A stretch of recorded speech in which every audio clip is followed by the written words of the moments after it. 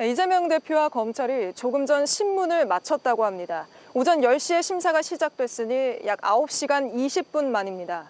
이렇게 양측이 영장판사 앞에서 구속해야 한다, 아니다 구속하면 안 된다는 주장을 펴고 나간 뒤에는 이제는 영장판사만의 시간입니다.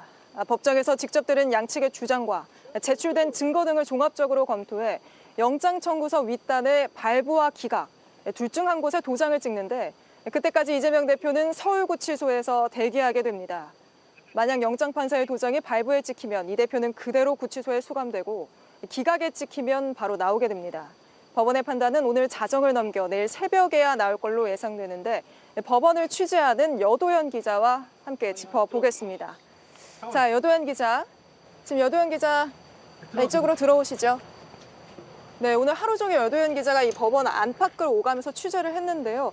조금 전에 이재명 대표 신문을 마쳤다고요? 네, 이재명 대표의 신문은 7시 20분에 끝났습니다. 끝나고 곧바로 검사들은 법정을 빠져나왔고요. 이 대표는 미음을 먹고 건강 체크를 하고 있는 상황입니다.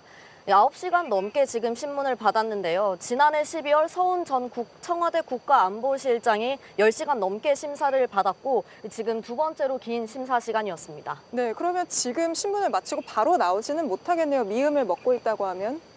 그렇습니다. 조금 더 시간이 걸릴 것으로 보입니다. 지금 법정 앞에는 기자들이 대기하고 있는 상황입니다. 네, 뭐 혈압 측정기가 들어갔다 이런 이야기도 나오던데요.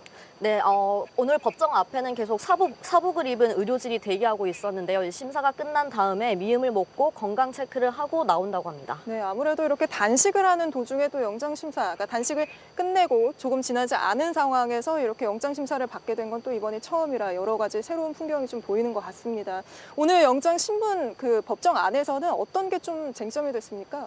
네, 오늘 오전에는 백현동 의혹 사건과 관련해서 2시간 40분 정도 신문이 있었습니다. 오후에는 3시간 정도 쌍방울 대북 송금 사건 관련해서 진행을 했고요. 또 이어서 위증 교사 혐의와 구속 필요성도 3시간 넘게 따져봤습니다. 네, 아무래도 이게 또 사건이 한 사건이 아니기 때문에 좀 더 길게 이어졌던 것 같습니다. 양쪽 모두 판사 앞에서 굉장히 치열한 공방을 벌였다죠? 네, 맞습니다. 오늘 법정에 검사는 6명, 이 대표 측 변호인은 다시 말씀드리겠습니다. 검사는 8명, 변호인이 6명이 들어갔습니다. 네.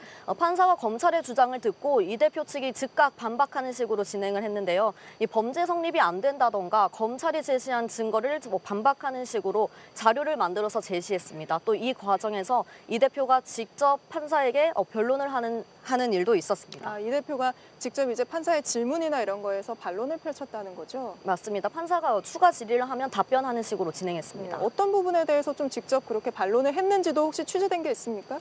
정확한 사안에 대해서는 변호인은 말을 아꼈습니다. 네, 알겠습니다.